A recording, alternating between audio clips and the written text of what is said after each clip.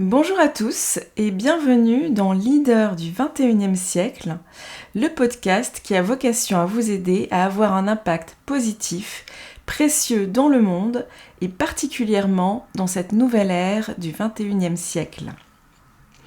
Je suis Martine Bertrand, entrepreneur dans le domaine du marketing digital, coach de leader et exploratrice du potentiel humain ou de la mine d'art qui réside en chacun afin de vous aider à l'exploiter avec succès.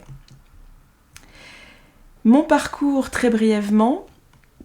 Donc j'ai eu une formation scientifique, un magistère de physique fondamentale avec les félicitations du jury pour ma thèse sur la production de photons dans les collisions d'ions lourds ultra-relativistes, que j'ai complété par un MBA à l'IAE de Paris. J'ai plus d'une dizaine d'années d'expérience entrepreneuriale.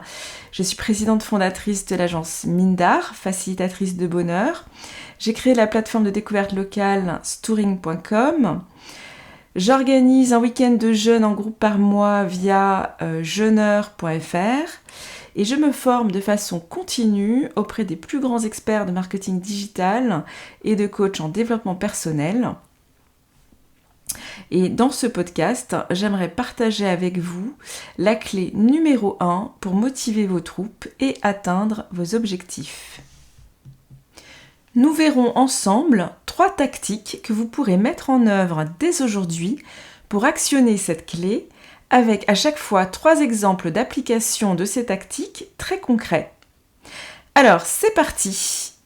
À votre avis, quelle est cette clé numéro 1 pour atteindre n'importe quel objectif ? Quelle est cette clé que tous les leaders utilisent consciemment ou inconsciemment pour réussir leur projet ? À votre avis, dans la vie, face à n'importe quel événement, qu'est-ce qui importe vraiment ?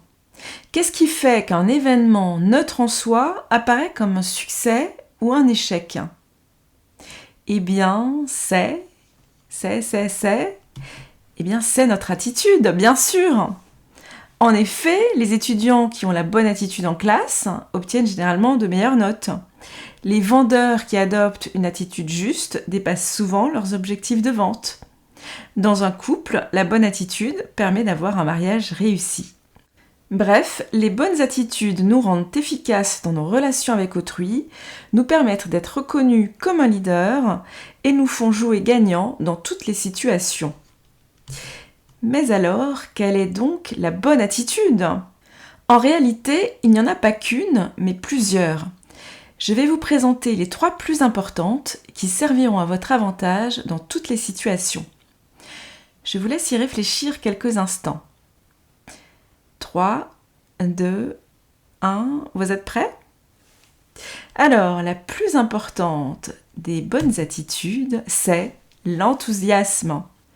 En deuxième position sur le podium des bonnes attitudes, c'est l'attitude qui consiste à faire comprendre à son interlocuteur qu'il est important. Que toutes vos actions disent « vous êtes important ». En troisième position, c'est le fait d'avoir une attitude qui montre que le service passe d'abord. Ces 2 bonnes attitudes feront l'objet de podcasts à part entière. Alors, en attendant, je vous propose de nous concentrer sur l'attitude numéro 1, qui est l'enthousiasme. Alors, je ne sais pas si l'histoire de France vous a particulièrement enthousiasmé lors de vos études secondaires, mais pour ma part, voici ma petite histoire au sujet de 2 professeurs d'histoire que j'ai eus dans ma scolarité. Alors, celui que j'ai eu en 3e était un professeur plein d'enthousiasme pour l'histoire, qui nous racontait à la première personne du singulier, en nous faisant revivre des faits historiques de l'histoire de France comme si nous y étions. Toute la classe était super attentive, nous prenions des notes à toute vitesse sur notre cahier, on était captivés par ses paroles. Et ce fut hélas la première et la dernière fois de ma vie que j'ai adoré l'histoire en tant que matière scolaire. Et à contrario, en terminale, mon professeur était un technocrate particulièrement barbant, avec une voix monotone qui semblait inciter les élèves à faire un bordel monstre, ce qui rendait toute concentration extrêmement fastidieuse, je vous avoue. Donc la morale de l'histoire, c'est que pour stimuler les autres, pour leur insuffler de l'enthousiasme, il faut être soi-même enthousiaste. J'ai vérifié ce principe dans des centaines de situations différentes au fil des années. Un vendeur enthousiaste donne envie d'acheter. Un professeur enthousiaste captive ses étudiants. Un prêtre enthousiaste ne voit pas ses fidèles s'endormir. Et bien sûr, un entrepreneur enthousiaste attire des partenaires et des clients. Mais alors, comment fait-on pour développer son enthousiasme ? Alors, je vais vous présenter 3 tactiques très simples à mettre en œuvre. Et la première, c'est, à votre avis, quelle est-elle ? Et c'est tout simplement se montrer curieux. Donc, petit test, pensez à un sujet pour lequel votre intérêt est faible ou nul. Par exemple, l'affiliation. Puis, demandez-vous, qu'est-ce que je sais sur le sujet ? Eh bien, il y a de fortes chances que votre réponse sera pas grand-chose, comme beaucoup de gens. Et pourtant, c'est un outil qui pourrait peut-être faire décoller votre business si vous l'utilisez efficacement. J'y reviendrai dans un autre podcast, mais vous voyez que là, simplement en vous disant cela, j'ai peut-être fait croître votre intérêt pour le sujet. Je vais vous présenter un autre exemple encore plus parlant. Est-ce qu'il y a quelqu'un parmi vous qui s'intéresse à la vente de serres ? J'imagine pas grand monde. Et pourtant, avec l'élévation du niveau de vie, il faut savoir que de plus en plus de monde s'intéresse aux produits qui ne sont pas de première nécessité. Cela fait donc aussi de plus en plus de personnes qui pourraient avoir envie de faire pousser leurs propres orchidées, leurs propres bananiers et orangers dans leur jardin. Et si des dizaines de milliers de familles peuvent s'offrir une piscine privée, ne pensez-vous pas que des millions de familles pourraient s'offrir des serres du fait de leur prix modique ? Qu'en pensez-vous ? Faites le calcul. Si vous pouvez vendre une serre à 600 €, ne serait-ce qu'à une famille sur 50, en ciblant 50 millions de familles, vous pourriez monter un business de 600 millions d'euros et vous faire peut-être 250 millions de plus dans la vente de plants et de semences. Quel est maintenant votre intérêt pour la vente de serres ? Donc vous voyez, simplement en creusant un tout petit peu un sujet, on peut faire grimper en flèche notre enthousiasme pour une activité. Eh bien, on va appliquer cette même tactique maintenant vis-à-vis de votre voisin. Savez-vous qui est votre voisin ? On peut utiliser cette tactique de la curiosité pour développer notre intérêt pour les autres. Et je vous invite à le faire dès à présent, par exemple, pour quelqu'un que vous côtoyez. Donc, en réunissant tous les renseignements possibles sur ses activités favorites, sa famille, son passé, ses idées, ses ambitions, ses causes, vous vous apercevrez que votre curiosité et votre intérêt pour lui ou elle augmenteront très significativement. Creusez bien et vous finirez par vous trouver des intérêts communs. Creusez encore plus et vous découvrirez bientôt une personne fascinante. Enfin, 3e exemple d'application de cette tactique sur un lieu. Imaginez que vous deviez déménager. Figurez-vous qu'un grand nombre de cadres d'entreprise, d'ingénieurs ou commerciaux ont un jour dans leur carrière une proposition de mutation qu'ils refusent. Pourquoi ? Eh bien, par peur du changement. Et c'est dommage, car ils auraient pu tout simplement utiliser notre tactique de la curiosité pour développer leur enthousiasme pour leur nouveau lieu de vie. En s'informant en profondeur sur sa population, en se mêlant à elle, en participant à sa vie sociale dès le premier jour. Adoptez cette attitude et votre enthousiasme pour votre lieu de vie va croître significativement. Alors, nous allons voir maintenant la 2e tactique très efficace pour susciter de l'enthousiasme. Eh bien, c'est tout simplement de mettre de la vie dans tout ce que l'on fait. Pourquoi ? Eh bien parce que l'enthousiasme se manifeste dans tout ce que vous dites et tout ce que vous faites. Premier exemple, votre poignée de main. Mettez de la vie dans votre poignée de main. Que votre poignée de main dise « Je suis vraiment heureuse de faire votre connaissance. Ah, je suis contente de notre accord. » Ou « Je suis ravie de vous revoir. » Deuxième exemple, le sourire. Mettez de la vie dans votre sourire. Que vos yeux sourient. Offrez un véritable sourire, sincère et ouvert à ceux que vous rencontrez. Et ce n'est pas grave si vous n'avez pas de jolies dents, car ce qu'on voit lorsque vous souriez, c'est avant tout une personne chaleureuse, enthousiaste, quelqu'un qu'on aime. Merci beaucoup. Avez-vous entendu le sourire dans mon merci beaucoup ? Alors, troisième exemple, c'est de mettre de la vie dans vos paroles. Quand vous mettez de la vie dans vos paroles, vous mettez automatiquement plus de vie en vous. Je vous propose d'essayer tout de suite avec moi. Donc, levez-vous et dites avec force et énergie « Je me sens en pleine forme aujourd'hui ». Ne vous sentez-vous pas mieux après l'avoir dit ? Si vous êtes dans votre voiture, vous pouvez crier à tue-tête alors que personne ne vous entend « Je me sens en pleine forme aujourd'hui !» Et tout de suite, vous allez sentir un regain d'énergie.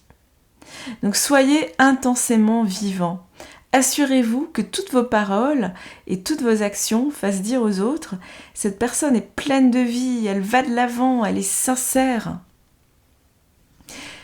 Nous allons enfin aborder la troisième tactique pour susciter de l'enthousiasme, qui est être celui ou celle qui annonce les bonnes nouvelles. J'ai de super nouvelles à vous raconter. Nous avons tous vécu cette situation où quelqu'un annonce joyeusement « Hey, j'ai de bonnes nouvelles !» Aussitôt, cette personne captive l'attention de ceux qui l'entourent. Les regards se tournent vers elle et s'éclairent. Les bonnes nouvelles ne font pas qu'attirer l'attention des gens, elles leur font plaisir. Elles suscitent l'enthousiasme. Et il paraît même qu'elles rendent la digestion plus facile. Alors, petit exercice que je vous propose aujourd'hui, c'est d'offrir de bonnes nouvelles à votre famille. Faites-lui part de tout ce qui vous a réjoui aujourd'hui. Les expériences amusantes et plaisantes que vous avez vécues à votre bureau ou chez vous en télétravail. Et vous verrez, c'est une excellente manière de mettre tous les jours du soleil dans votre maison. Ne vous méprenez pas, ce n'est pas parce que les informations à la télé annoncent davantage de mauvaises nouvelles qu'il s'agit d'une bonne pratique. Soyez certain que personne ne s'est jamais fait des amis, de l'argent ou n'a jamais accompli quoi que ce soit par le fait d'annoncer de mauvaises nouvelles. Non, que cela vous motive à mettre tous les jours du soleil dans votre maison via vos bonnes nouvelles. Voici une habitude très facile à mettre en place pour mettre en pratique cette tactique. C'est le fait de ne dire que du bien du temps qu'il fait. Avez-vous déjà entendu un enfant se plaindre du temps qu'il fait ? Eh bien non, les enfants se réjouissent à chaque fois du temps, qu'il pleuve ou qu'il fasse soleil. Et comme eux, je vous invite à vous réjouir de la pluie autant que du soleil, des éclairs dans le ciel ou du tonnerre qui nous rappellent la puissance de la nature. Enfin, troisième habitude qui est très utile à mettre en place, c'est le fait de se demander à chaque fois que vous rencontrez quelqu'un, est-ce que cette personne se sent vraiment mieux après avoir parlé avec moi ? À ce propos, j'ai un ami qui m'a parlé d'un vendeur qui l'appelle chaque mois et qui lui annonce à chaque fois une bonne nouvelle. Il lui annonce des petites choses qui font plaisir, comme par exemple, j'ai rencontré la semaine dernière un de vos bons amis, il m'a dit de vous passer le bonjour. Ou encore, depuis votre dernière visite, de grandes choses se sont passées. Plus de 60 000 bébés sont nés le mois dernier, ce sont autant de futurs clients pour nous. Donc vous voyez, ce sont des petites choses, mais qui à chaque fois diffusent des bonnes ondes. Dernièrement, j'ai d'ailleurs rencontré un directeur de la communication qui avait mis cette citation dans un cadre sur son bureau. « Donnez-moi de bonnes nouvelles ou pas de nouvelles du tout ». J'ai trouvé que c'était une bonne façon d'encourager ses coéquipiers à l'optimisme et je lui en ai fait part. Il m'a souri en me disant qu'en effet c'était un bon rappel, mais qu'il y avait encore mieux derrière le cadre sur son post-it. Donne-leur une bonne parole ou tais-toi. Donc vous voyez, le fait d'annoncer de bonnes nouvelles permet non seulement de vous sentir mieux, de vous stimuler, mais aussi d'aider les autres à se sentir mieux. Et vous, est-ce que vous vous sentez mieux également après cette petite conférence ? Premier épisode de mon podcast ? Alors, je vous propose de récapituler brièvement ce que nous avons vu ensemble. La clé numéro 1 pour motiver ses troupes et atteindre ses objectifs, c'est l'enthousiasme. Comment susciter de l'enthousiasme ? Eh bien, en étant soi-même enthousiaste. Nous avons vu 3 tactiques pour susciter de l'enthousiasme chez soi et chez les autres. La première, se montrer curieux. Par exemple, vis-à-vis d'une activité, d'une personne ou d'un lieu. La deuxième tactique pour susciter de l'enthousiasme, eh bien, c'est de mettre de la vie dans tout ce que l'on fait. Donc dans sa poignée de main, dans son sourire, dans ses paroles. Enfin, la troisième tactique, c'est d'être celui ou celle qui annonce les bonnes nouvelles. On peut s'exercer dès aujourd'hui dans sa famille, prendre l'habitude de ne dire que du bien qu'il fait et prendre l'habitude de se poser la question, est-ce que cette personne se sent vraiment mieux après m'avoir rencontré ? Voilà, donc c'est la fin de cet épisode sur l'enthousiasme. À vous maintenant de susciter de l'enthousiasme pour ce podcast, par exemple, en postant votre commentaire et en partageant l'exercice qui vous a le plus servi dans cet épisode ou que vous trouvez le plus utile. Donc je vous remercie pour votre attention et j'espère à très bientôt dans un prochain épisode.